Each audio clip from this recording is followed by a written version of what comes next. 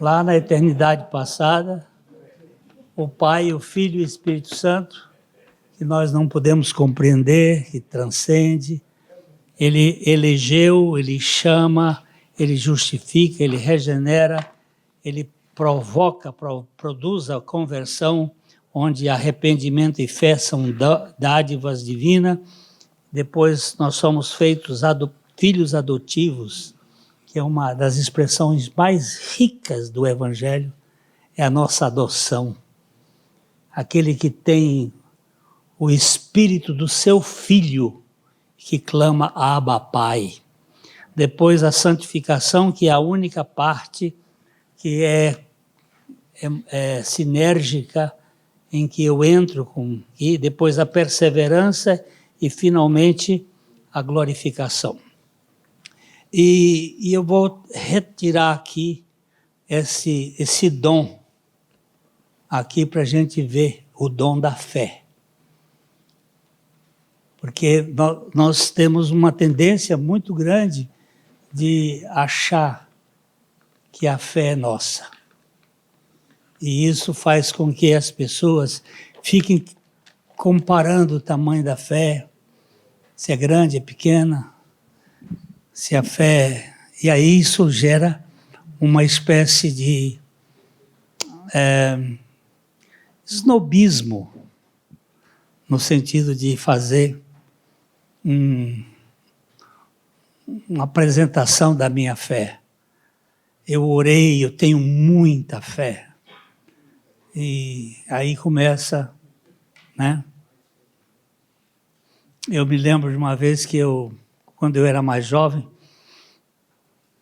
você viu que eu disse quando eu era mais jovem, eu fiz talvez hoje eu não fizesse assim não, mas uma senhora bastante eloquente.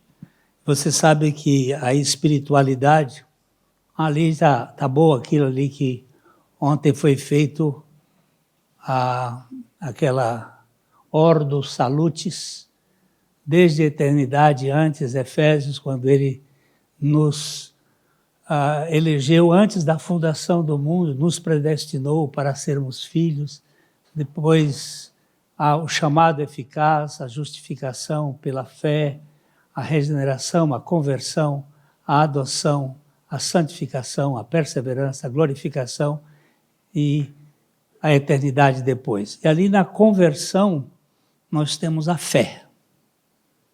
A fé e o arrependimento, que são dois movimentos. O arrependimento é eu virar as costas para a minha autoconfiança. Eu confiava em mim, no meu ego, e a fé é minha voltar os olhos para a confiança do alto. Olhar para aquele que gera a fé que ele me deu. Então, de quem é a fé? Né? De quem é a fé?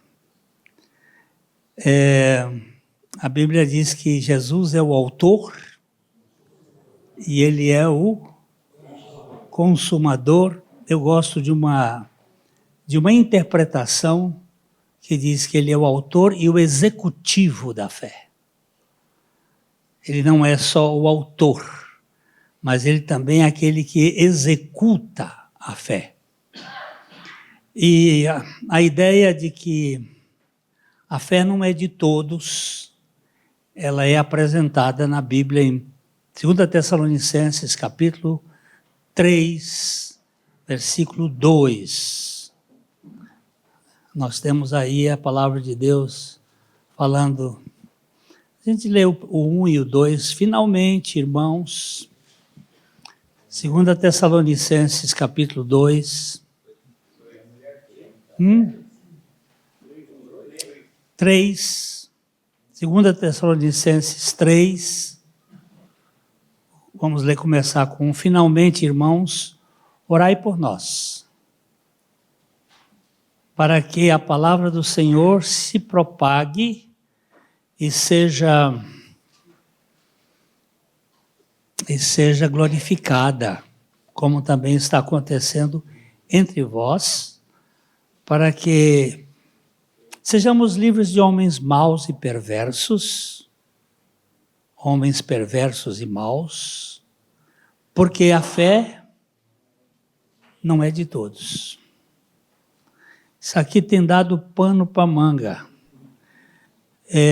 Existe uma frase latina muito clássica que diz assim: Anque opus hic labori est.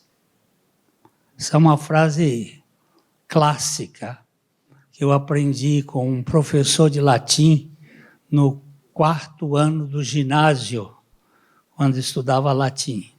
Anque opus hic labori est. E ele diz, a melhor tradução disso é aqui onde a porca torce o rabo. Aqui é onde tem a dificuldade, o problema. Eu aprendi algumas frases em latim que são clássicas. Um professor Barata, no Rio de Janeiro, que foi o secretário de Educação do Rio de Janeiro no tempo do governador Negrão de Lima. Ele foi meu professor na universidade, e ele disse que quando ele era professor no seminário católico, ele deu um texto do Salmo 51 para o aluno traduzir, e havia uma expressão cors cum scripte in Deus auspicie. E o aluno traduziu com toda a sua galhardia, couro curtido e molhado, nem Deus espicha.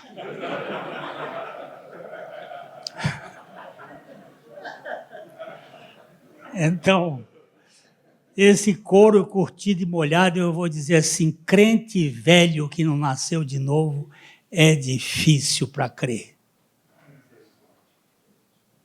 É difícil para crer, porque ele está solidificado numa religiosidade comportamental que não tem nada a ver com a fé cristã.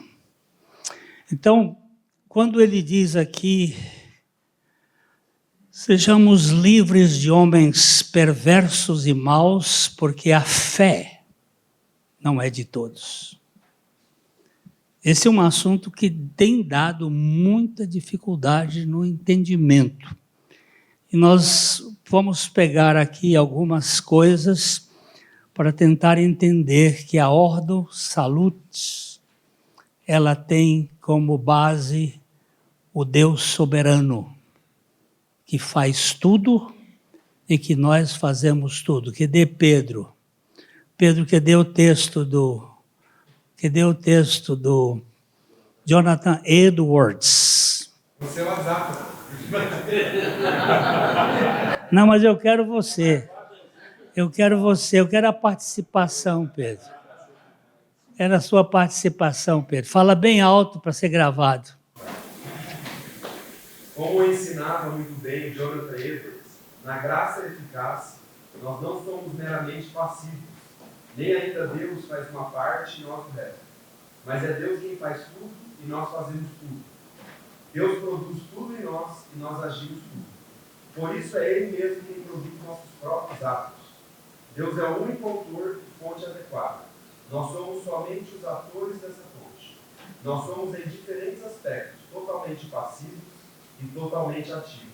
Ou seja, Deus efetua em nós tanto querer como realizar, que é sobre a santificação e a graça de Deus. Olha só como já está tudo aqui gravado. É bom. Eu perguntei ainda há pouco o ChatGPT quem era Glênio Paranaguá. O que ele pregava. E ele dá, aí você vai pedindo, ele vai dando mais. E ele disse algumas coisas que estão certas. E uma das coisas que estão certas, vocês vão ver aqui hoje. Que a gente tem uma ênfase. A incredulidade no homem, ela é natural. Há 3 meses, quase 3 meses, nasceu o meu neto caçula, o João. e nasceu um ateu. Ele nasceu incrédulo. Ele é completamente destituído de fé. O João é uma criança muito querida, já está com 7,5 quilos, bem gorduchinho. A avó hoje foi para lá para babar um pouco, mas o João é incrédulo. Porque nós não nascemos crentes, nós nascemos ímpios. Todos nós nascemos ímpios. Vamos dar uma lida em Salmo 53, o versículo 3 e 4. Como eu não anotei aqui, Gilberto, coloca para mim. Salmo 58, 53, não, 58. Põe ali, por favor. Salmo 58, 3 e 4. Se alguém achou, pode ler também. Desviam-se os ímpios desde a sua concepção. Nascem e já se desencaminham, proferindo mentira. Tem veneno semelhante ao veneno da serpente. São como a víbora surda que tapa os ouvidos. Quem são os ímpios?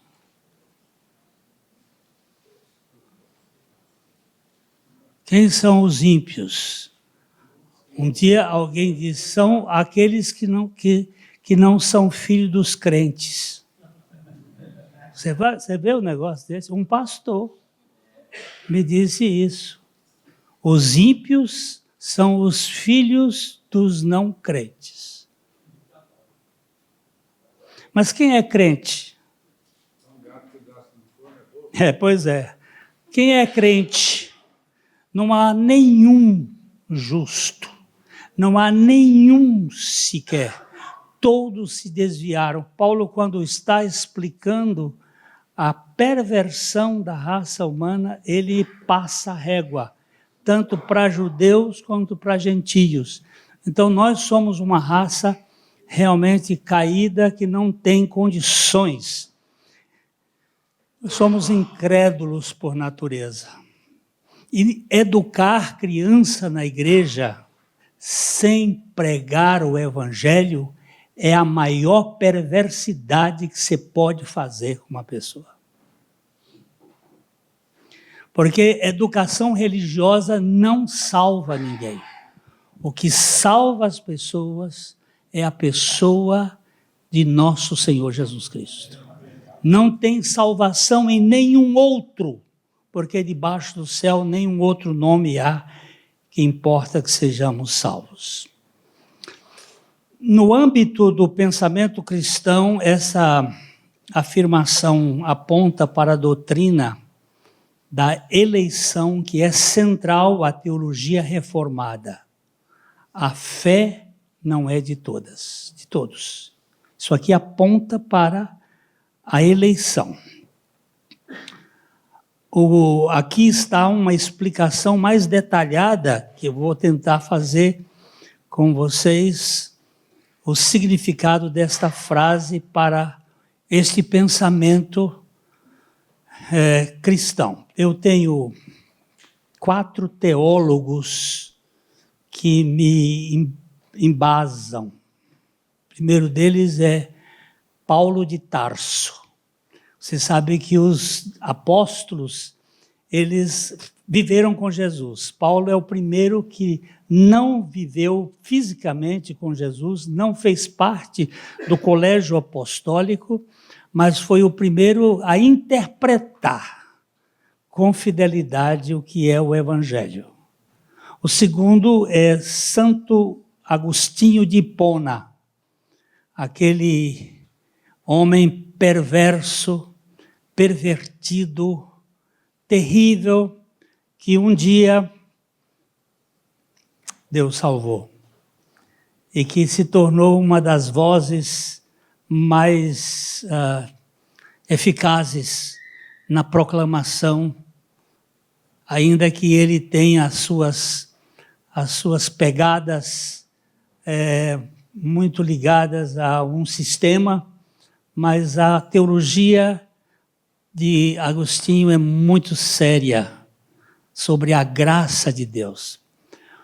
O terceiro teólogo que tem me feito pensar e descansar chama-se João Calvino, o reformador francês que morou na Suíça e que pregava um evangelho da suficiente graça de Deus.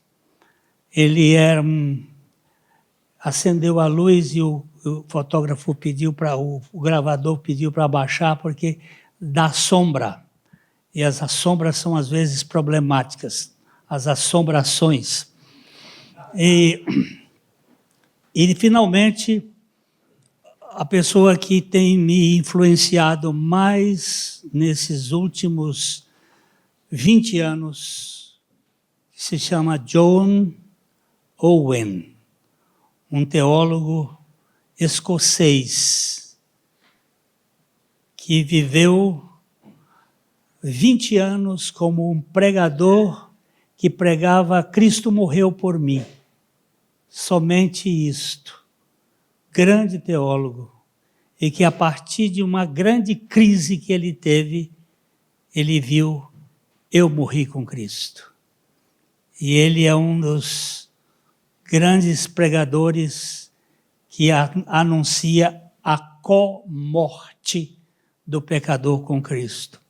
John Owen, ele disse que Deus teve misericórdia, porque ele, como professor de teologia no seminário da Escócia, ele estava ensinando às pessoas metade do Evangelho, até que Deus lhe deu a graça da fé. Então, nós vamos andar um pouquinho aqui.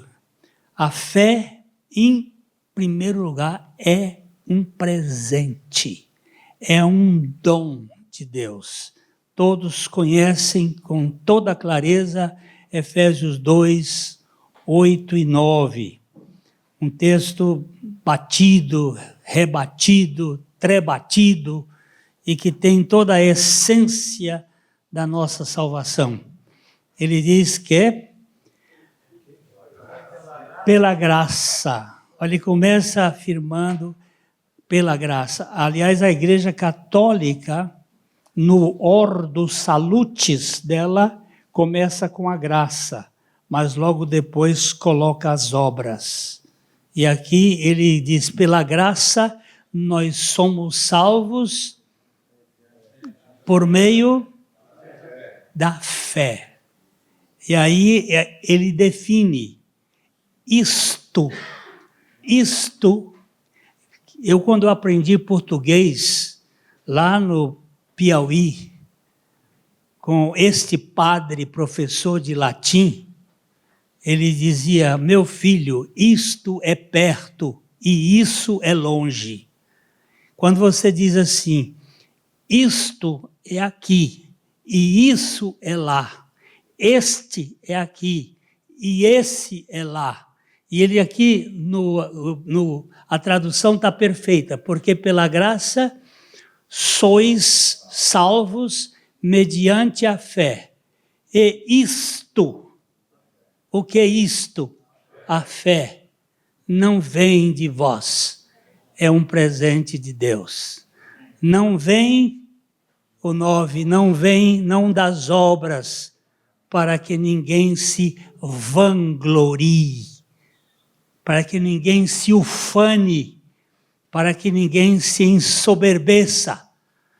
Então, a primeira questão que nós precisamos entender, e John Owen bateu muito nesse ponto, e fez um trabalho tremendo no conceito da reforma protestante, que esse versículo instiga a fé como um dom de Deus. Ele ensina que a fé é nada mais do que um presente. E não é algo que o ser humano possa conquistar ou gerar. Não é seu, não é sua. A fé é dádiva de Deus. É difícil porque nós queremos ter uma xepazinha na fé, né?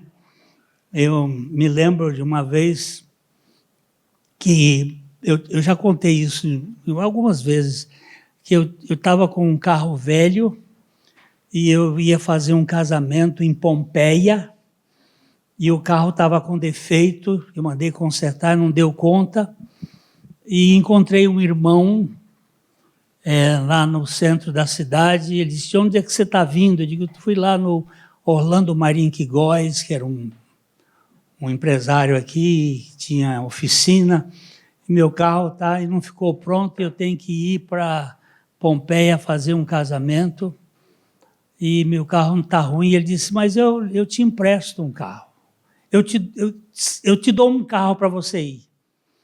Eu disse, eu não gosto de andar em carro emprestado. Você vai lá que tem um problema. E ele disse, não, mas eu arranjo o carro para você ir. Eu digo, eu não quero o carro, eu vou dar um jeito. E eu ia com o Joaquim Scarpim, que está ali sentado, como fui com ele fazer o casamento do Humberto e da Silvia, lá em Pompeia.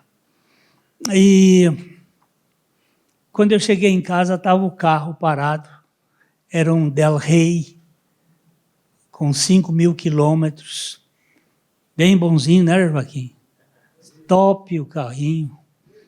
Beleza, aí nós fomos para o casamento, eu fiz o casamento, depois voltamos, e eu disse, eu vou mandar lavar o carro, botar combustível, e depois devolver. Encontrei com ele na igreja no domingo, disse, amanhã eu vou lhe devolver o carro. Ele disse, que carro? Ele disse, o carro que você me emprestou, que eu não gosto de tomar emprestado, não lhe emprestei carro, eu te dei um carro. Eu disse, você está doido, rapaz? Você perguntou sua mulher e seus filhos? Ele disse, eu não consultei carne e sangue. Agora, isso é escachapante. Isso demove a gente. Eu fiquei sem saber, eu comecei a chorar, porque ele disse assim, você não sabe receber graça, você prega sobre graça e não sabe receber, mas o que me assusta é que a fé é um dom de Deus, e eu ainda acho que isso aqui fui eu que conquistei, que eu que recebi por os meus méritos. Não, senhor. A fé é um presente de Deus. Nós nunca poderíamos tocar em Deus se não fosse a fé que Ele nos deu. Isso significa que nem todas as pessoas, sem esse dom, podem se aproximar de Deus, porque eles não têm essa condição. Mas Deus nos escolheu antes da fundação do mundo. Vamos dar uma olhada em Efésios capítulo 1, verso 4. Efésios 1, 4 é um termo muito, muito forte. Assim como nos escolheu nele. Nele aqui é Jesus. Antes de onde? Da fundação do mundo. Ele nos escolheu antes da fundação do mundo para sermos o quê? Santos e irrepreensíveis perante Ele. E em amor nos predestinou. Nos predestinou para Ele. Para quê? Para a adoção de filhos. É grande demais, hein? É grande demais. Então, Ele deu essa fé para ela se ligar a um projeto eterno que Ele fez antes da fundação do mundo. Então, o que eu queria dizer é que a ideia aqui é que Deus, por sua livre e soberana graça, escolheu alguns para receberem o dom da fé, enquanto outros permanecem na incredulidade. Isso aí deixa a turma dos méritos mais furiosas. Agora, eu hoje vim com uma camisa, ontem eu vim com uma camisa, anteontem eu vim com outra camisa. E eu tenho algumas camisas lá em casa, e eu tenho o direito de escolher a camisa que eu quero vir. Mas Deus não tem o direito de escolher ninguém. Ele tem que salvar aquele que quer ser salvo. Não é Deus que escolhe. É o pecador que decide se vai ser salvo ou não vai. Isso é uma contrariedade absurda para a soberania de Deus. Eu quero salvar você, mas eu não quero ser salvo. Aí Deus diz, então, eu não vou salvar. Cadê a soberania e cadê a onipotência de Deus? Onde está a onipotência de Deus? Eu quero salvar o Hélio. Eu elegi o Hélio lá, mas ele diz assim, eu não quero. Não quero. Eu vi uma do Jonas, na boca do peixe, falando, e o meu livre-arbítrio? Cadê isso? E meu livre-arbítrio? Né? Quer dizer, que Deus onipotente é este? Que Deus soberano é este? Que não pode salvar quem Ele quer, porque tem um pecadorzinho ensoberbecido que decide não querer que Ele o salve. Mas eu estou vendo a cara de vocês. Eu estou vendo a reação de alguns, já pondo-se na defesa do inferno, para tentar se aproximar daquele que plantou a ideia do pecado e dizer assim, Deus é obrigado a salvar. A doutrina da eleição no pensamento reformado, a fé é intimamente ligada à soberania de Deus. Deus, em sua soberania, elege para a salvação, enquanto outros são deixados em estado natural de incredulidade. Ele não é obrigado a salvar ninguém. Eu estava viajando com Hernandes Dias Lopes, com o pastor Fernandes, aquele lá da Paraíba, pastor, não Eli, não, é irmão do Eli, Estevão Fernandes e Glênio Paranaguá, dentro de um carro de Brasília para Cocoalzinho, ali perto no estado de Goiás, para Missão Vida. E aí o Estevão vira assim e disse, ô Glênio, eu vi uma mensagem sua, ele é batista, porque os batistas antigamente eram crentes. Os batistas da Inglaterra eram crentes, eles criam na soberania de Deus. E ele disse, ô Glênio, eu ouvi uma mensagem sua que você fala sobre a soberania e a eleição de Deus. Que negócio é esse, cara? Aí o Hernandes disse assim, desce a ripa, Glênio, nele. E nós fomos conversando, e hoje ele disse, o Hernandes me disse há 2, 3 semanas atrás, quando ele esteve aqui, você sabe que o Estevão está crente? Ele crê na graça soberana de Deus? Ele disse para mim, a maior alegria de ouvir foi ver 2 homens que eu tinha certo respeito, falar de uma maneira que não me destruiu a minha crença, mas demoveu os meus raciocínios. Nós temos uma eleição que Deus coloca. Deus, em sua soberania, elege alguns para a salvação, enquanto outros são deixados em seu estado natural de pecado e incredulidade. Ele não é obrigado a salvar ninguém. A fé, portanto, não é dada a todos, mas apenas àqueles que Deus soberanamente predestinou para serem salvos. Vamos dar uma olhada em Romanos capítulo 9. Romanos capítulo 9. Vamos a partir do versículo 15. Alguém pode ler os versículos 15 e 16? Pode fazer bem forte, porque está sendo gravado, e se falar bem forte, chega lá. Pois ele diz a Moisés: terei misericórdia de quem me aprouver ter misericórdia, e compadecer-me-ei de quem me aprouver ter compaixão. Assim, pois, não depende de quem quer ou de quem corre, mas de quem usa Deus a sua misericórdia. Dá para entender ou não? Dá para entender ou não? Terei misericórdia de quem me aprouver ter misericórdia. E compadecer-me-ei de quem aprouver ter compaixão. Assim não depende de quem quer, nem de quem corre, mas de Deus usar de misericórdia.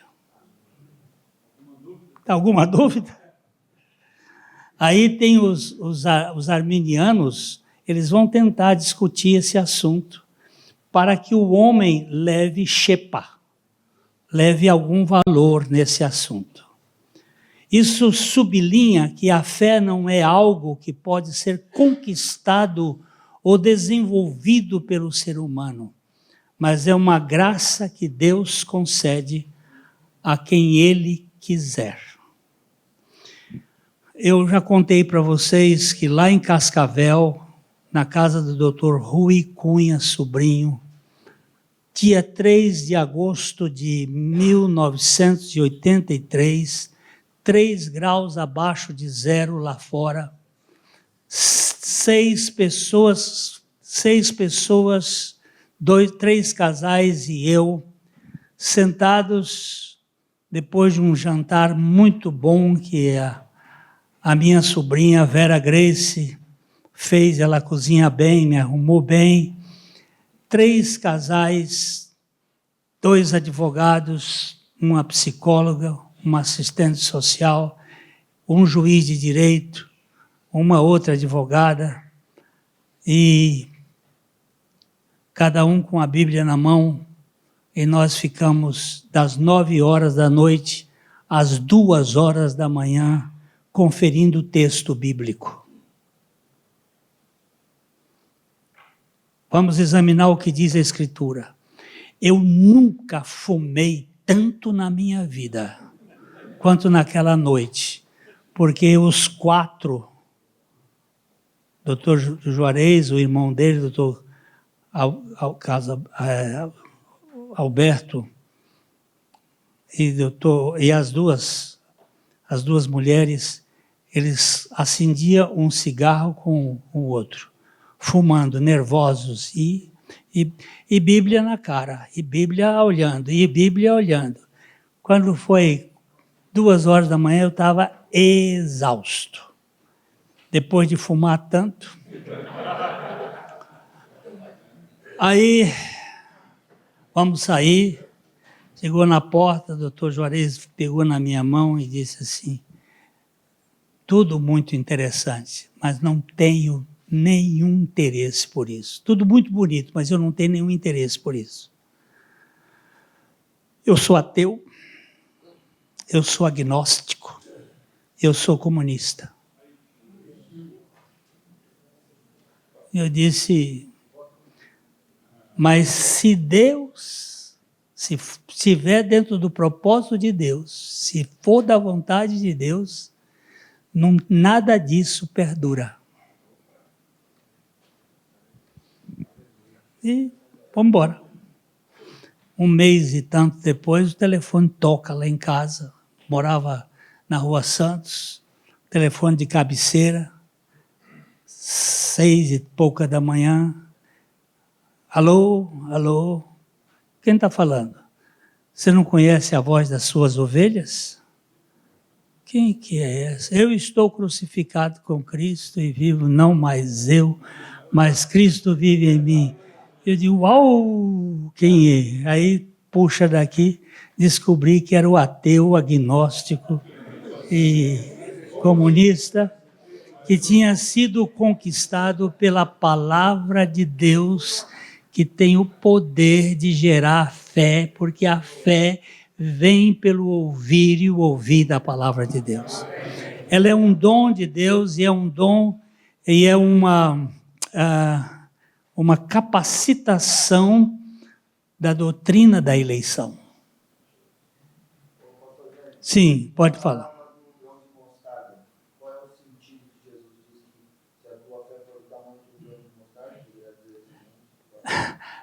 Explica, Pedro, você.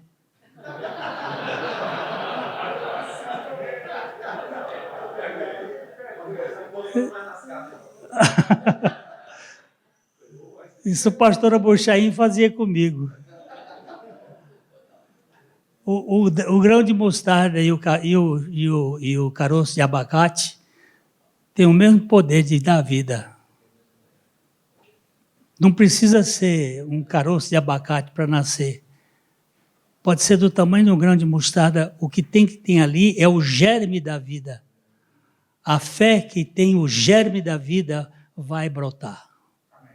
E ela foi dada pelo Senhor a todos aqueles a quem Ele, pela sua graça, chamou.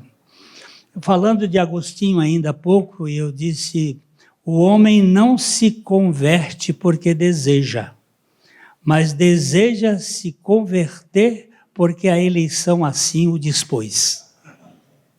Ele não queria. Quer dizer, Mário, lê aquela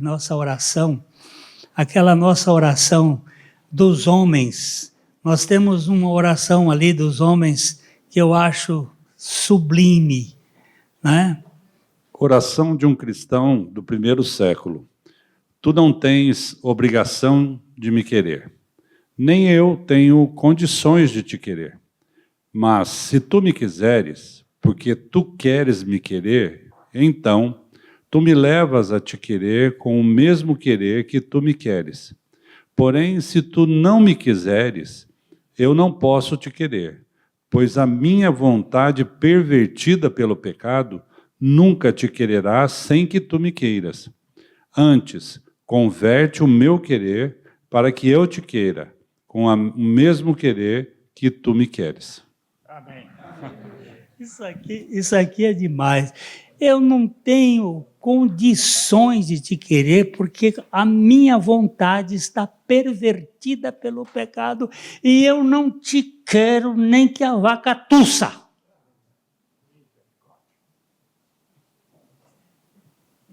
Mas se tu me quiseres com o mesmo querer que tu me queres, tu me levas a te querer do mesmo jeito. Né, pastor Arthur? Não tem jeito, gente.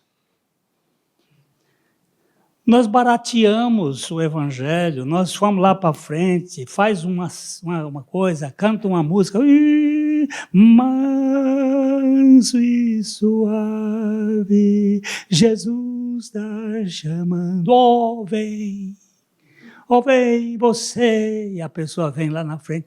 Depois que ele toma a decisão, sabe o que acontece? Não teve nada. O resultado posterior é pior do que o anterior. Eu fiz parte de uma comissão no Rio de Janeiro como seminarista, quando o Dr. Billy Graham esteve lá em 74. Não, eu já estava aqui, foi antes. O resultado na igreja de Vila Isabel, eu saí, meu sogro mandou depois catalogar os que haviam tomado decisão. Era assim, foram 100 e tantos que foram para a igreja lá. 20 conseguiram ir à igreja, desses batizaram 2. E o saldo de resistência que fica na pessoa é pior do que se tivesse ficado lá no mundão. Porque não tem salvação sem o poder do Espírito Santo. E sem manipulação, e com essa manipulação não se leva a uma experiência com Deus. O homem não se converte porque ele deseja se converter, mas deseja se converter porque a eleição em Cristo Jesus dispôs ele a isto. E o J. Blanchard, um teólogo americano que eu gosto muito, ele diz assim: se Deus não escolhesse alguns homens sem quaisquer condições, ninguém jamais o escolheria sobre quaisquer condições. Se Deus não escolhesse sem quaisquer condições, jamais escolheriam. Então, o pecado é de responsabilidade total do homem. E diante do pecado, Deus não está obrigado a salvar ninguém. O pecado é de responsabilidade total do homem. E Deus não está obrigado a salvar ninguém por causa do seu pecado.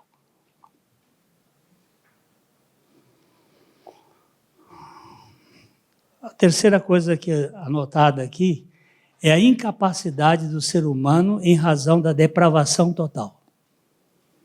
Outra razão pela qual a fé não é de todos está enraizado na doutrina da depravação total. O que essa doutrina diz? Ela ensina que devido à queda, todos os seres humanos nascem espiritualmente mortos e incapazes de responder a Deus por conta própria. Como é que Lázaro podia ressuscitar? Ele não tinha nenhuma capacidade disso. Não havia condições de ressuscitação em Lázaro. Ele tinha que ser ressuscitado. Aliás, eu vou dizer uma coisa, Jesus também não podia ressuscitar. Ele foi ressuscitado. Você não vai encontrar a forma em que Jesus ressuscitou. Ele foi ressuscitado. As traduções muitas vezes colocam com uma ideia presente, mas está numa ideia passiva. A obra de Jesus terminou no tetelestai e nas tuas mãos entrego o meu espírito. Atos 2, 24. Terceiro evangelho. Porém, Deus o ressuscitou, livrando-o da agonia da morte, porque não era possível que ele fosse retido por ela. Pois não. Está certíssimo, foi Deus Pai que o ressuscitou. Ele não podia se ressuscitar. Ele estava morto. Dependência e confiança. Então nós temos que entender que sem a intervenção divina, nenhum ser humano pode crer ou receber o Evangelho. Nenhum ser humano pode, sem a intervenção divina. 1 Coríntios capítulo 2, versículo 14. 1 Coríntios, você disse que eu tenho um pouquinho de tempo mais, né? É. Mas nós vamos acabar já. 1 Coríntios capítulo 2, 14.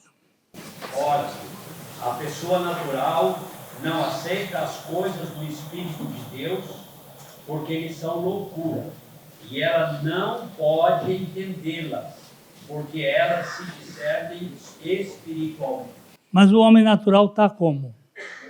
Morto. Tanto é que Paulo diz, ele vos deu vida, estando vós mortos nos vossos delitos e pecados. Nenhum homem natural tem vida espiritual. A vida espiritual está desconectada de Deus. Ele pode ser um homem extraordinário, pode ser um homem maravilhoso, eticamente, moralmente, dignamente, mas morre e vai direto para o inferno. É um homem, vai receber o prêmio Nobel da honra, da dignidade, mas vai para os páramos do inferno. Porque para entrar no reino de Deus, Jesus diz que é necessário nascer de novo. E para nascer de novo tem que morrer. E para morrer tem que ser incluído em Cristo Jesus. E incluído em Cristo Jesus, ele morre e Jesus, na ressurreição, lhe dá a vida dele. Irmãos, não tem outro jeito de você evangelizar sem a consciência da incapacidade humana e depravação total. É um milagre quando alguém nasce de novo. Pode ter certeza, é um milagre. O Fabinho está sacudindo a cabeça ali, e eu me lembro do dia quando ele esteve aqui no Congresso do Novo Nascimento, há muitos anos. Eu havia escrito um livrinho chamado Do Tronco ao Trono. Ou você está no tronco como escravo, ou você está no trono ao lado de Deus, nas regiões celestiais. Só tem duas posições. E ele comprou uma meia dúzia desse livrinho e foi lá para sua cidade, em Pato Branco, né? Guarapuava.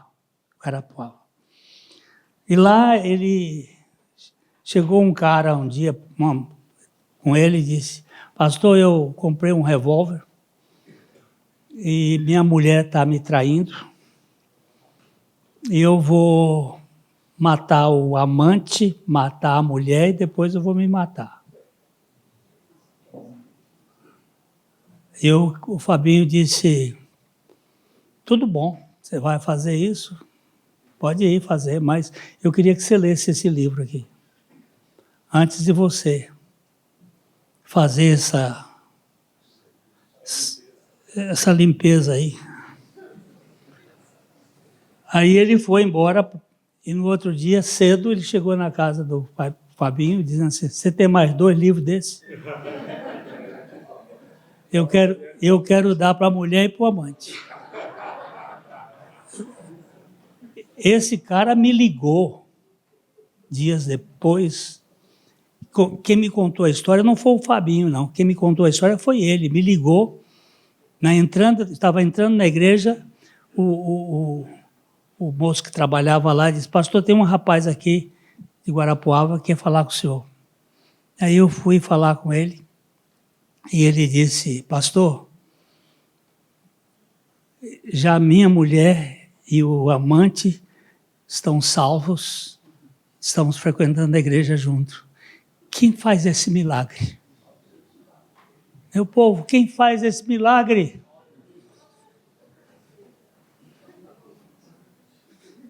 Isso aí não tem explicação. Isso aqui não tem explicação.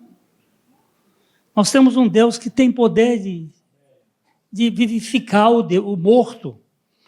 Então, o homem natural não recebe as coisas do Espírito de Deus.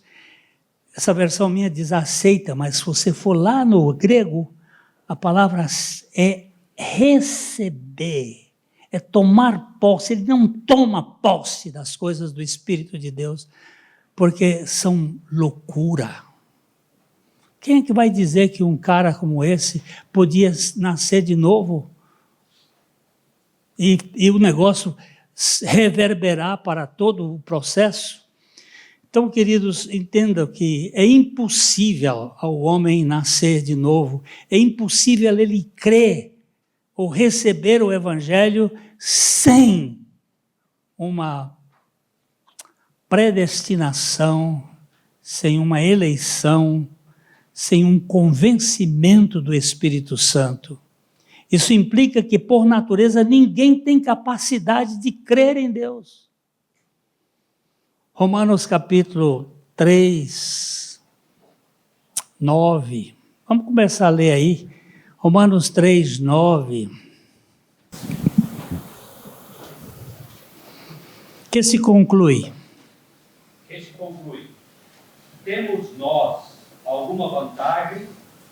Não, de forma nenhuma, pois já temos demonstrado que todos, tanto judeus como gregos, estão debaixo do pecado. Continua. Como está escrito, não há justo, nenhum sequer. Não há quem entenda, não há quem busque a Deus. Todos se desviaram e juntamente se tornaram inúteis.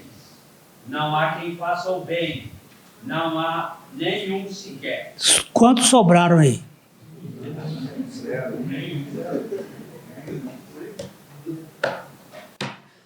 Dá para fazer uma negociada aqui? Dá para fazer um acordo aqui? Não, não é bem assim. Isso aqui é uma forma pleonástica que Paulo usou. Isso aqui é uma hipérbole que Paulo usou. Hipérbole é a cabeça do seu pai, da sua mãe, filho do inferno. Que conversa fiada é essa? Essa brincadeira mais esquisita. Não há ninguém que busque a Deus. Nenhum sequer. Você foi buscado por Deus, Pascoal. Você não queria nada com Deus. Foi Deus que te quis. Então, meus irmãos, nós temos que ter consciência disso. Apenas através da obra regeneradora do Espírito Santo, alguém pode receber o dom da fé. Pastor, ora por meu filho para eu crer. Vou orar para que o Espírito Santo convença do pecado. Vou orar porque o Espírito Santo veio para convencer o mundo do pecado, da justiça e do juízo. Do pecado porque não crê em Cristo Jesus. Portanto, a fé não está ao alcance de todos, a menos que Deus opere neles. Não tem outro jeito. A quarta coisa aqui, que é a obra soberana do Espírito Santo é quem vai gerar essa fé. Assim, a fé surge no crente como resultado da regeneração do Espírito Santo. Quando Jesus... Por que Jesus chorou na morte de Lázaro? Por que Jesus chorou? Por causa da incredulidade. Ele não chorou por causa do que ia acontecer, por causa da morte dele. Tanto é que ele disse assim, essa morte não é para a glória de Deus. Vamos lá que ele está dormindo, eu vou acordar ele. E quando ele chega lá, encontra duas mulheres, uma absolutamente incrédula e a outra contaminada. Porque você anda com gambá e você vai pegar o cheiro do gambá. E aí, quando Jesus chegou, e ele só chorou quando Maria falou, porque Maria tinha andado com Jesus, aos pés de Jesus. E ele disse, se tu estivesses aqui, meu irmão não teria morrido. E Jesus chorou. Ele não chorou por causa da morte de Lázaro. E tanto é que quando ele chegou lá na boca do sepulcro, ele disse assim, tira a pedra. Aí ele disse, graças te dou, ó Pai, porque sempre me ouves. Mas eu estou fazendo essa oração para que eles saibam que eu estou falando contigo e é sério. E aí ele chama aqui, Lázaro!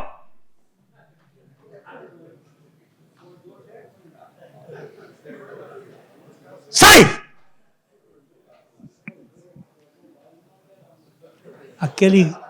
Aquele é o grito do cosmos, é o grito da ordem, é o grito do poder redentor, é aquele grito que está registrado lá na Paligenésia de Mateus, que a terra está esperando o dia da redenção, da regeneração.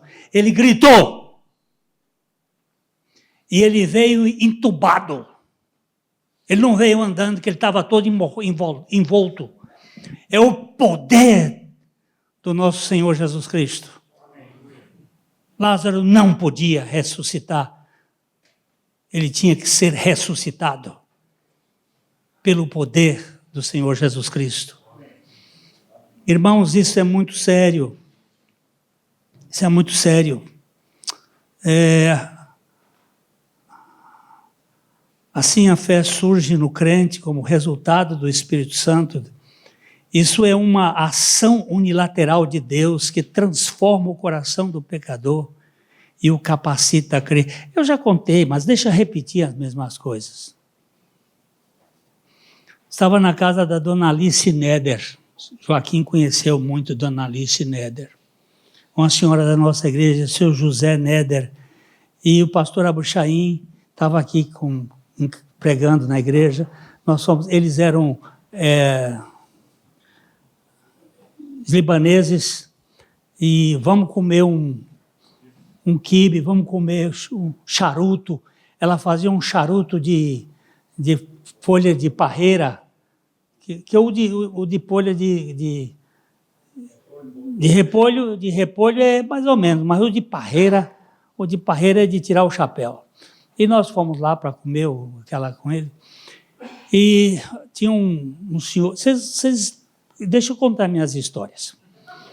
Aí chegamos lá, chegou o Oséias. Aqui quem conheceu Oséias? Joaquim conheceu Oséias. Oséias era um presbiteriano que deu 3 carretas de bala nessa cidade para as pessoas.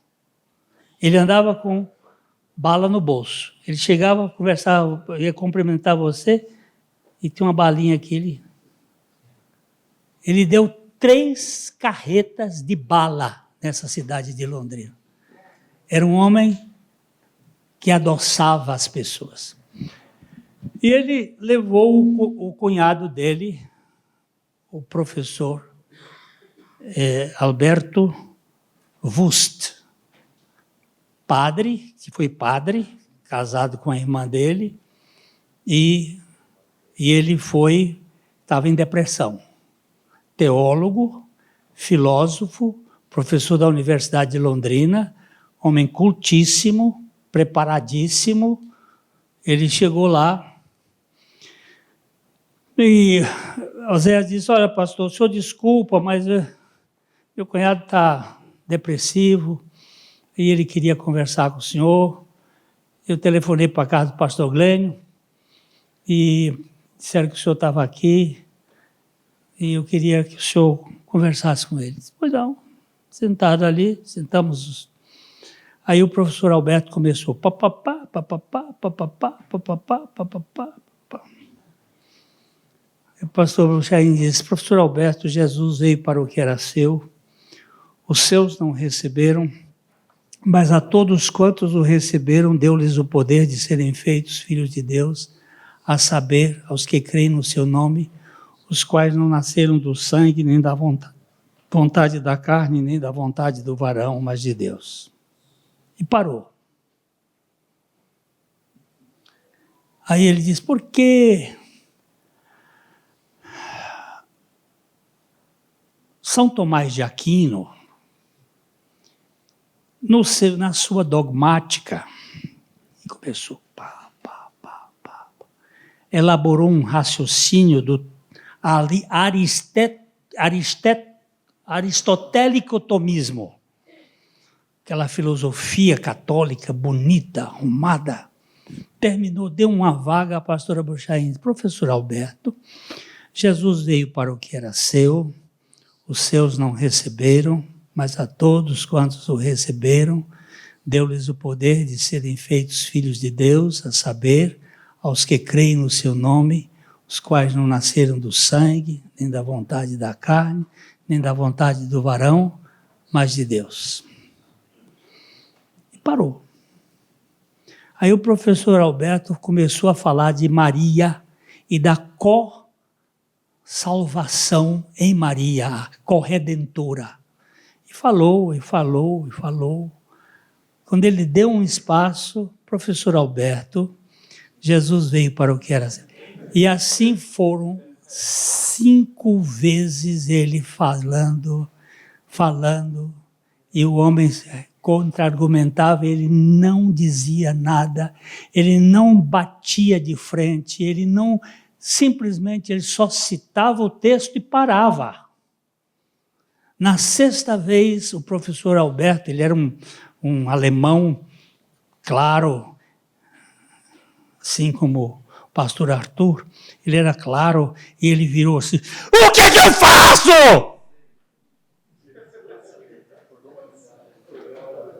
Ele ficou irritado. E ele, pastor Abuchain, disse, professor Alberto, Jesus veio para o que era seu. Aí, bem calmamente, bem vagarosamente, Jesus veio para o que era seu. Os seus não receberam, mas a todos quantos receberam. Quando ele terminou, o professor Alberto jogou-se no chão. Prof! Caiu no chão, com a cara no chão. O pastor Abuchain ajoelhou, eu ajoelhei. Seu José ajoelhou, dona Alice ajoelhou, e ele fez uma oração. Eu me rendo, Senhor, aqui, eu me rendo. Me entrego a Ti, chorando, e terminado, acabou.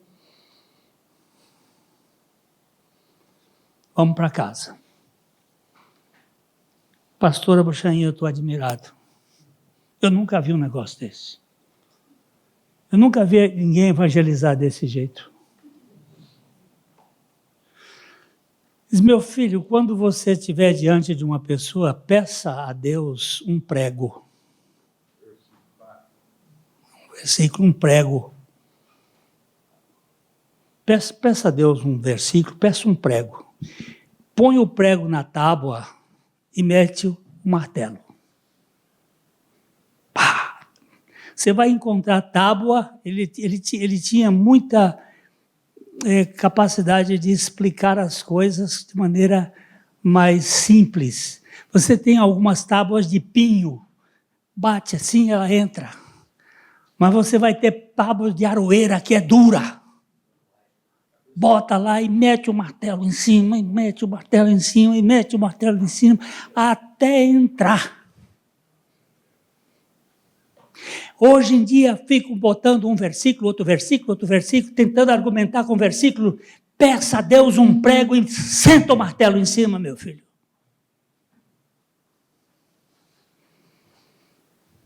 E eu tenho feito isso. Eu pego um e fico nele batendo. Tem dado alguns resultados bons. Porque a fé vem pelo ouvir e ouvir a palavra de Deus. Mete o martelo. Mas naquele dia eu fiquei muito alegre de ver um homem não argumentar com o outro sobre qualquer hipótese. Todos os argumentos que o professor Alberto deu, ele não discutiu com ele.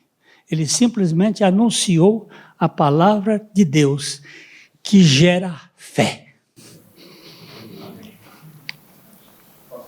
Diga. Encontrei aqui o material do grão de mostarda da fé. Frase.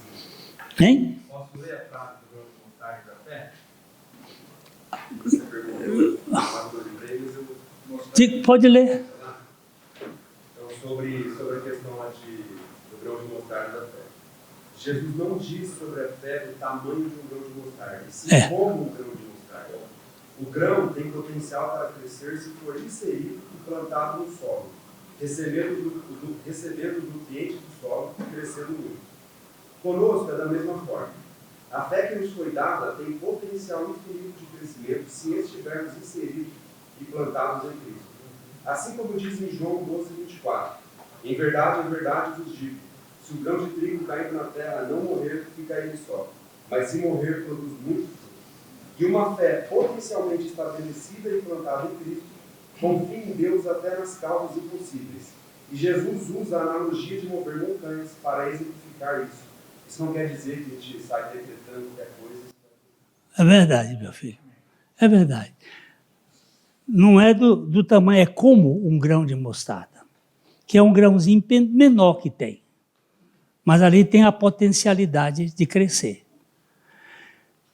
Voltando aqui, nós temos o seguinte.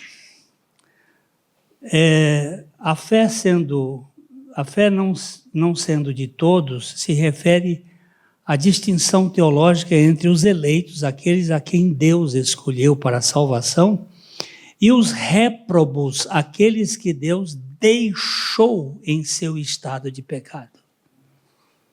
Deus não elegeu ninguém para a perdição. Deus deixou no seu estado de pecado.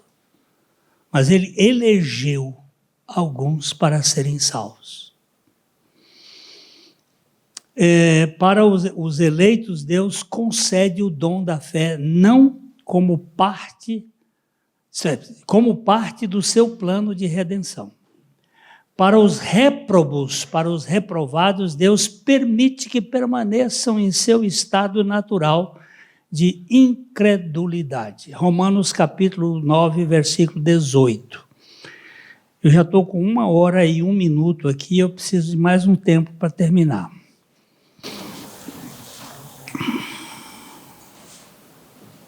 Logo, Deus tem misericórdia de quem quer, e também endurece a quem ele quer. vai discutir com ele agora isso aqui. Faz favor, vai discutir com ele. Eu não sou advogado de Deus, mas a Bíblia está dizendo.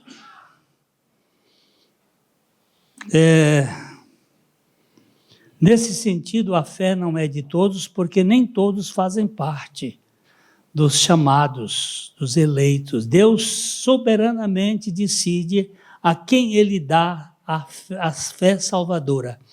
E isso faz parte do seu propósito eterno.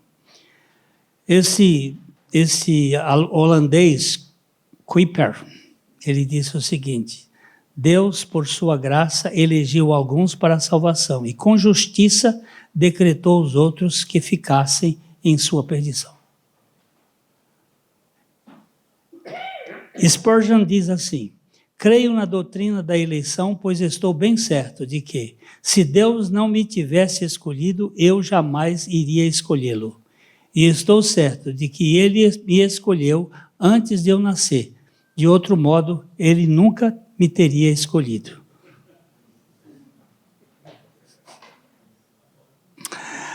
Agora eu quero entrar no último ponto e depois fazer o resumo. O último ponto é o seguinte: a responsabilidade do pecado e do homem. Isso é um mistério.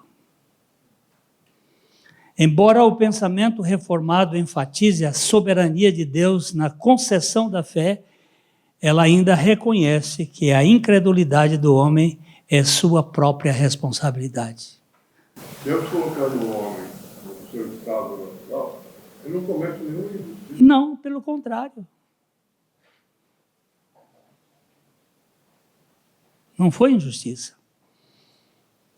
Aquele que não creem fazem isso voluntariamente, rejeitando o Evangelho, e são, portanto, responsáveis por sua incredulidade.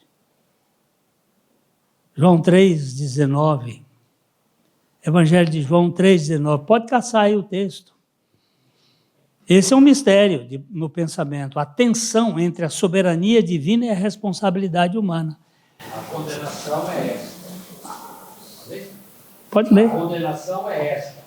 A luz veio ao mundo, mas os homens amaram mais as trevas do que a luz, porque as suas obras eram más.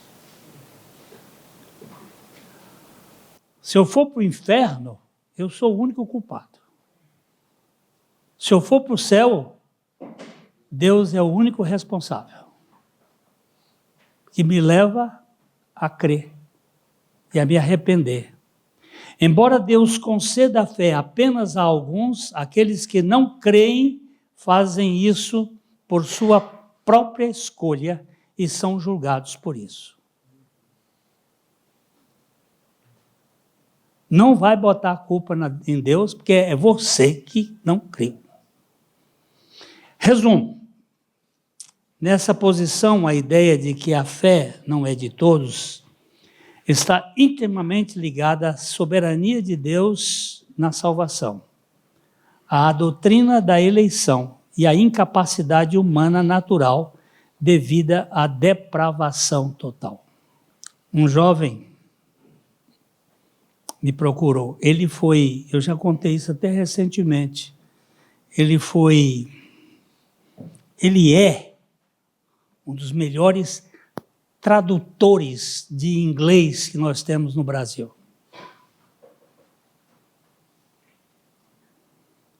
Ele fez parte do navio Doulos. Alguém já ouviu falar em navio Doulos? Foi um navio que foi colocado no mundo para evangelizar jovens por um grande empresário africano. E esse moço daqui de Londrina trabalhava nas traduções para outras línguas. Mas ele um dia me procurou, ele disse: Pastor Glenn, eu sou homossexual. Tem salvação para mim? Eu digo, tem.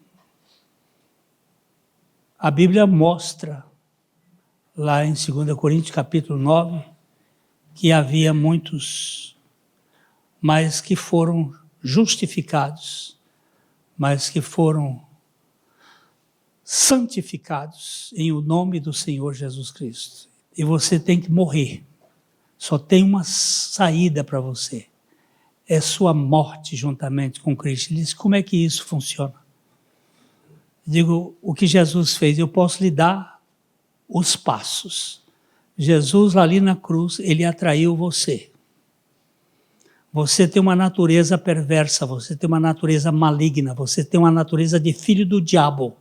Você é um rebelde, você é um incrédulo. Você não tem que fazer diagnóstico passando a mão na cabeça. Você não fazer com raiva, não, mas tem que falar com firmeza, como a Bíblia diz. E você precisa morrer. Porque o grão de trigo não nasce se não morrer. Insensato, o que tu semeias não nasce se primeiro não morrer. E o que Jesus veio fazer aqui foi matar a sua natureza.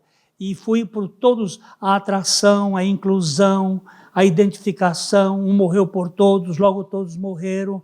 E ele agora ressuscitou para ser a sua vida. Eu vi-lhe por um mistério que ninguém explica. Disse, eu creio. Muito prazer em conhecer meu irmão. Eu creio que você saiu do império das trevas e passou para o reino do Filho do seu amor.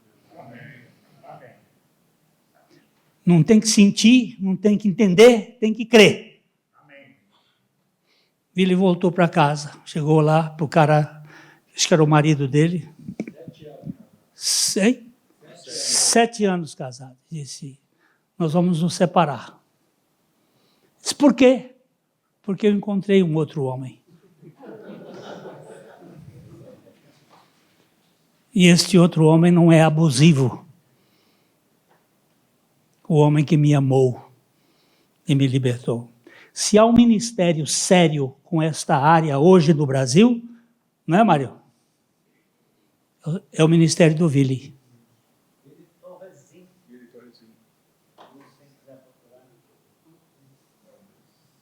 É um ministério sério. E ele diz, não existe ex-homossexual. O que existe é morto e ressuscitado com Cristo.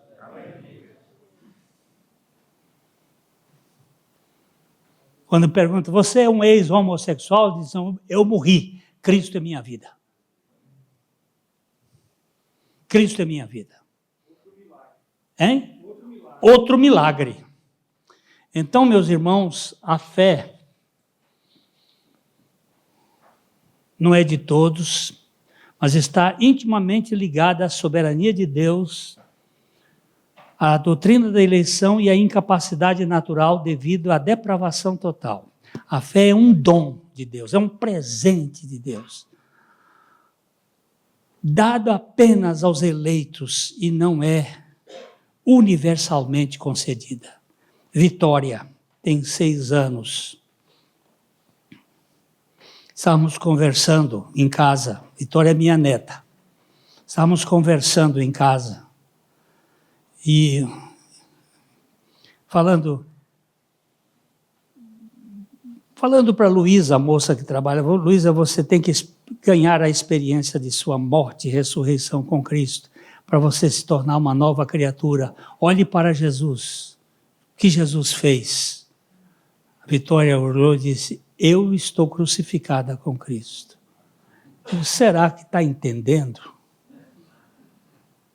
Eu não tenho que discutir isto.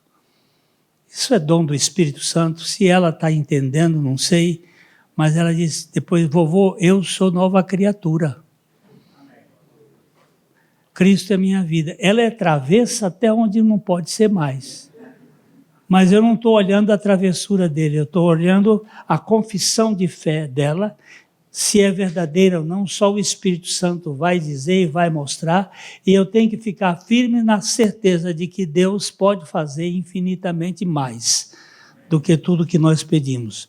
Aqueles que não têm fé permanecem em incredulidade por sua própria natureza pecaminosa e são responsáveis por sua rejeição a Deus.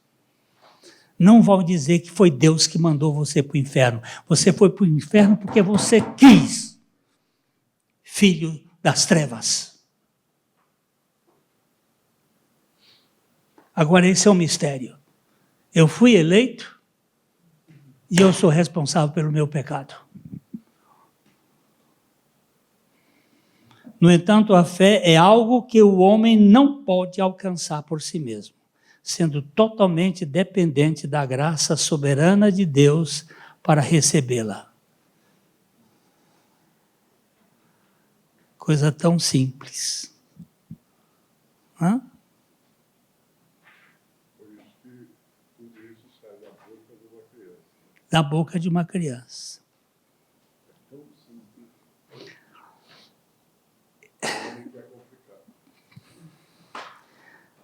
Há muitos anos, uma mulher me procurou. Eu era pastor novo aqui, estava com acho que uns 5 anos, mais novo. E ela chegou assim, no final da tarde, lá na igreja, pastor Glênio,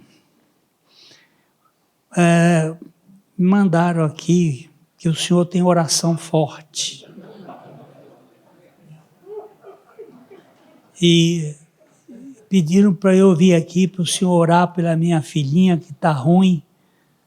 Já foi para o médico, ela está muito ruim. E me pediram que se o senhor orasse, ela ia ficar curada. Digo, valei-me. Valei-me. Me botaram aqui numa...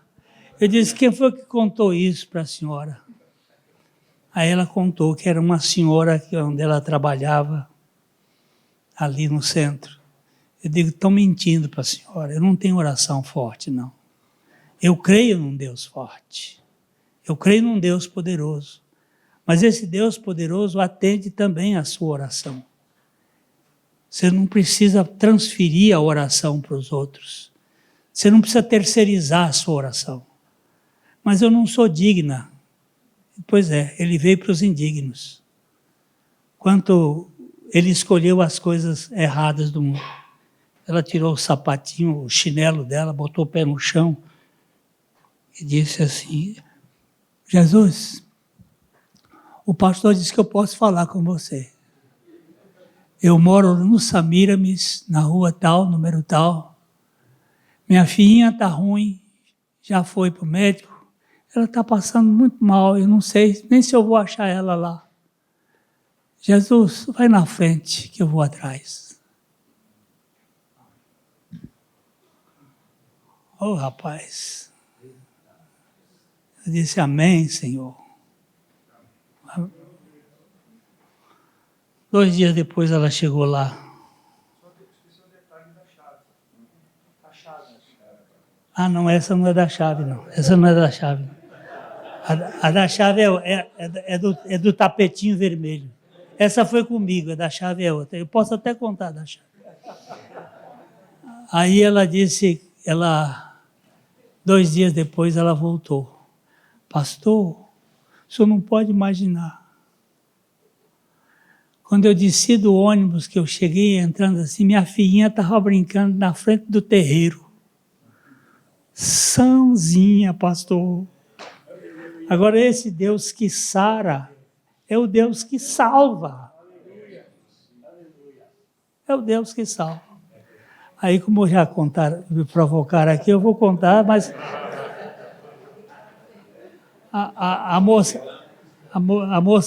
a irmã muito simples, a irmãzinha lá no interior, lá numa cidadezinha, podia ser no estado do Piauí, mas acho que era Minas, o caso, acho que era Minas.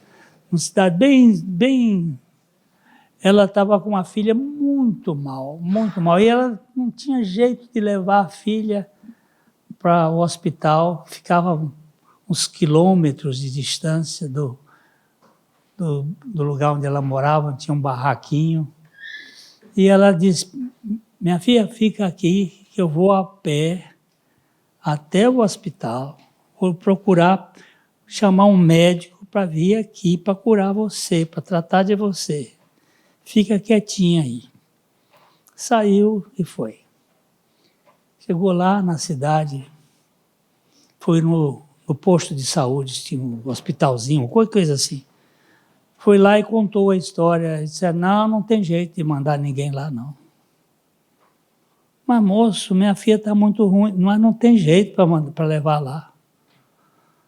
Aí ela saiu dali desacorçoada, aí passou na frente, tinha uma igreja, um povo orando, umas mulheres orando. Aí ela chegou, ficou ouvindo a oração, depois se ajoelhou também com as mulheres orando. Aí daqui a pouco teve um espaço, ela começou a orar. Ela disse, Jesus, aqui é Maria. Eu estou aqui, Jesus, porque eu fui no hospital, falei lá com o pessoal, eles disseram que não dá jeito para ir lá.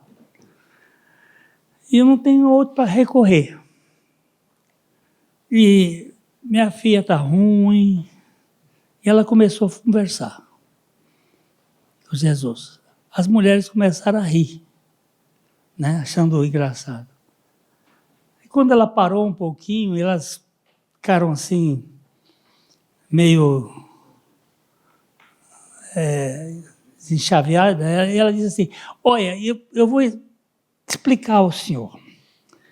O senhor atravessa a ponte, vai assim, atravessa a ponte e vira, anda uns tantos metros, eu não me lembro dos detalhes, e vira à esquerda, deve ser direita, vira à direita. Jesus não vira à esquerda de jeito nenhum. Vira à direita e chega lá no meu barraquinho e olha, a porta está fechada, mas a chave está debaixo do tapetinho vermelho. O senhor, hein? Agora tem que mudar para verde, o tapetinho verde, o amarelo. Aí você entra que minha filhinha está lá.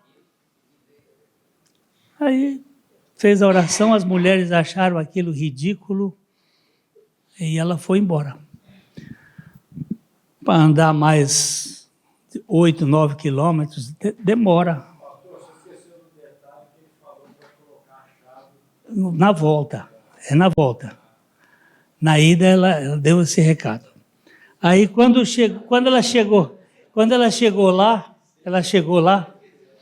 que ela foi lá, pegou a chave, abriu, a menina estava brincando com as bonequinhas que tinha, aquelas bonequinhas de pano ali, ela estava brincando. Ela disse, minha filha, você tá corada, você está bonitinha, o que foi que aconteceu? Mãe, chegou um homem de branco aqui,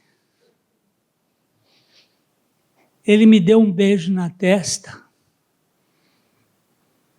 ele cuidou de mim aqui, e ele disse, olha, diz para sua mãe que eu deixei a chave debaixo do tapetinho vermelho.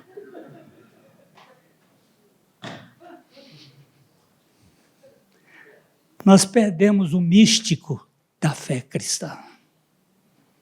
Hoje queremos tudo racional. Eu deixei a chave debaixo do tapetinho vermelho, como ela pediu. Eu tenho um Jesus que é poderoso, que pode salvar totalmente os que por ele se chegam a Deus, vivendo sempre para interceder por eles. Irmãos queridos, por favor,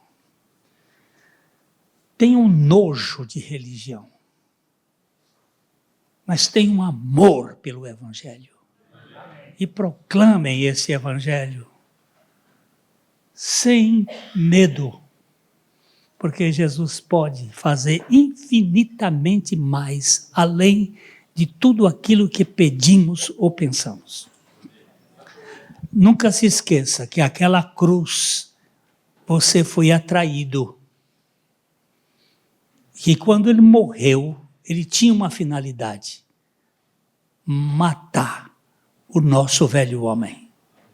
E na ressurreição, ele vir morar em nós. Isto é o Evangelho. O resto é conversa fiada. Alguém falou?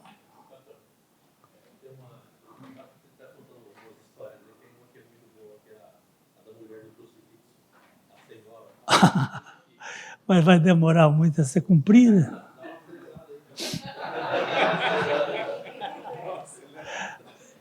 Vocês esperam mais um pouquinho? Aqui em Londrina, a filha dela me disse assim, pastor, minha mãe está deprimida, está com depressão. O senhor não poderia fazer uma visita? Eu disse, não, vamos lá. Aí ela passou, fui ali perto do aeroporto e chegamos lá, ela estava sentada numa cadeira de balanço. Aí a filha chegou e disse assim, mãe, aqui é meu amigo, pastor Glênio, que ele veio fazer uma visita à senhora. Ela olhou para mim, baixou a cabeça.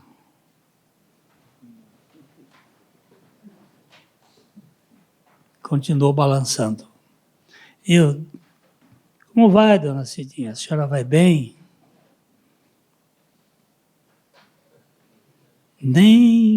Eu tentei puxar assunto com ela, nada. Fui lá na cozinha, Dindinha, era a moça que trabalhava lá, tem telefone aqui? Tem. Naquele tempo não tinha esses troços.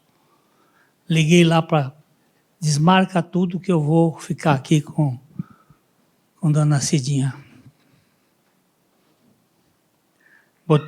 Tem cadeira de balanço aqui? Tem. Me dá outra cadeira de balanço. Aí ela ficou sentada lá e eu aqui. Ela balançava para trás, eu balançava para frente. E ali nós ficamos. Uau! Uma hora ela vai levantar, vai falar. Ficamos balançando ali. E foi mais de hora e de repente ela levantou, foi lá para o quarto, deve ir ao banheiro. Daqui a pouco ela voltou, com um crucifixo, mais ou menos uns 80, 90 centímetros de comprimento. Crucifixo pesado. Chegou e jogou no meu colo. eu peguei o crucifixo, ele pesava uns 5, 7 quilos, sei lá quanto, negócio pesado. Prata de ouro, prata de, como é que chama? De lei, prata de lei, aquele negócio pesado. Eu disse, Dona Cidinha, que obra de arte mais maravilhosa. O senhor gostou? Primeira palavra. Eu digo, uma obra de arte extraordinária, Dona Cidinha. O senhor gostou? Mas é maravilhosa essa obra de arte. Eu sempre falando obra de arte.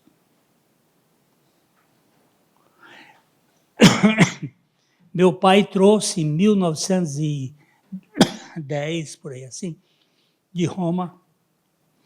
Ele foi benzido na cripta de Santa Mônica, a mãe do Agostinho, pelo Papa um Pio daqueles.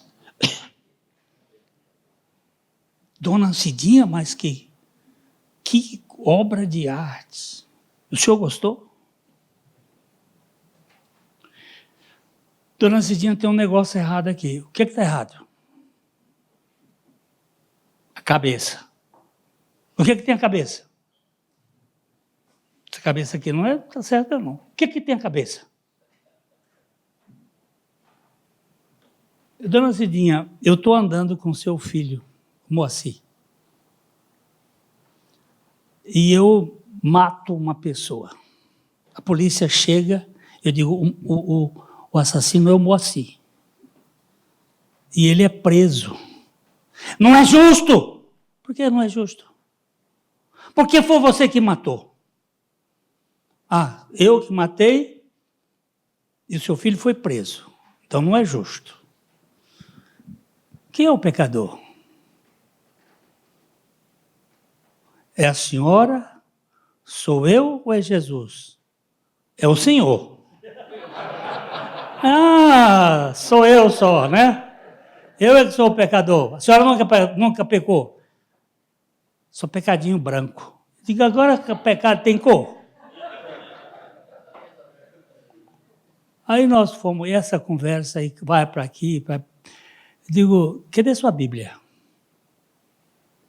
Ela foi lá dentro, trouxe uma Barça, aquela Bíblia cheia de ácaro, cheia de poeira, batia a Bíblia assim, fazia... Mas é com essa daqui que nós vamos ler. Aí começamos a ler. Vamos ver o que Jesus fez. Atração, identificação, crucificação, morte do velho homem. Um morreu por todos, logo todos morreram. Uma hora ela disse assim, por que nunca me contaram isso? Eu digo, por quê? 2 razões. Não sabem, ou se sabem e não falam, são covardes. Estão traindo Jesus Cristo. Aí ela disse assim, eu creio nisso. Você crê? É seu. A sua morte aconteceu. Aí ela parou, olhou e disse, meu filho, nunca mais eu vou na minha igreja. Mas também não vou na sua. Aí eu disse, a senhora acabou de dizer mais uma besteira. A senhora disse que tem igreja e que eu tenho igreja. E só quem tem igreja é Jesus. Ele disse, a minha igreja. E as portas do inferno não prevalecerão contra ela. Eu acompanhei Dona Cidinha até ela partir, confessando a sua experiência com Cristo. Morreu olhando para Jesus. Não frequentou a igreja mais, mas foi salva. Então o que eu quero dizer para você, para de querer fazer adepto para o seu sistema. Prega o evangelho do reino de Deus, que Deus salva as pessoas. E pode ser que ele venha para o seu grupo, mas se ele não vier para o seu grupo e entrar no reino de Deus, você está com serviço feito. Você está participando daquela obra que só Deus pode fazer. Então, a fé é uma bênção. Porque ela não é minha e Jesus me deu a fé dele para eu crer nele. A minha filha, mais uma história. A minha filha, a Thelma estava com 6, 7 anos por aí. Ela disse, pai, eu queria te dar um presente no dia dos pais, mas eu não tenho dinheiro. Eu digo, minha filha, você queria me dar um presente? Peguei a carteira, abri a carteira assim, e ela pegou a maior nota, como se fosse R$100 hoje, pegou a maior nota. Eu digo, já sabe, né? Aí, no dia dos pais, eu ganhei uma camisa que eu me dei. Mas ela quis me dar, só que fui eu que financiei. E Jesus disse, eu queria que você cresça em mim, eu te dou a minha fé para você crer em mim. Não é bom? Porque se você for com a sua fé, você vai ficar orgulhoso. Aí eu ia contar para você, logo no início esqueci daquela senhora que chegou para mim, Pastor Glênio. Quando você vê uma pessoa mudando a voz, assim você desconfia. Pastor Glênio, eu sou uma mulher de muita oração. Eu fico horas e horas de joelho. Veja, aí ela tinha uma saia muito comprida, levantou um pouquinho para mostrar o joelho calejado. Veja os meus joelhos calejados.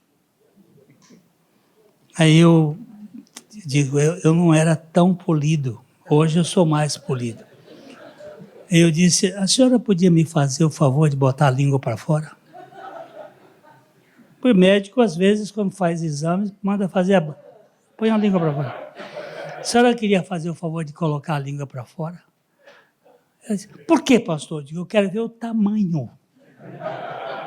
Porque meu Jesus disse que quando a gente orasse, entrasse no quarto, fechasse a porta, orasse ao Pai que está em secreto, e o Pai que vem em secreto ia recompensar. A senhora está fazendo propaganda de oração? Isso aqui não está na vitrine não, senhora. Fechou o filtro, nunca mais falou comigo, desapareceu. Você não pode ser politicamente correto para deixar o erro se perpetuando. Porque é assim que vão as coisas acontecendo. Eu estava aqui numa fase querendo mais de Deus, comecei a orar com uma moça, uma senhora, um grupo de pessoas, e essa moça, essa senhora, a esposa oh meu Deus, como é que trabalha com eletricidade, com um eletricista, que era da igreja.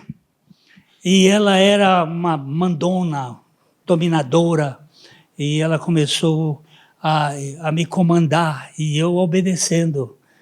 E um dia estávamos lá orando na casa dela, eu de joelho, e ela começou a falar em língua, aí disse, meu servo, Aribatana Tabaiara Taoka, meu servo, eu escolhi essa minha serva para ser teu guia. Uau! Eu escolhi essa minha serva para ser teu guia. Minha Bíblia, no capítulo 23 de Isaías, diz, não terás outro guia a não ser o Cristo. Sai, capeta! Caí fora e fui liberto do laço do passarinheiro e da peste perniciosa. Você vai entrar na conversa desses pastores e de mim também, se estiver fora da palavra, você vai ser responsável pela sua idiotice, ficar crendo em bobagem que não existe na palavra de Deus. Ok, já terminou, o problema vai dar mais agora. Olha, o Eric hoje fez um estudo muito bom, sobre a questão do louvor. Se você deixar esse gospel do inferno, da Hillsong,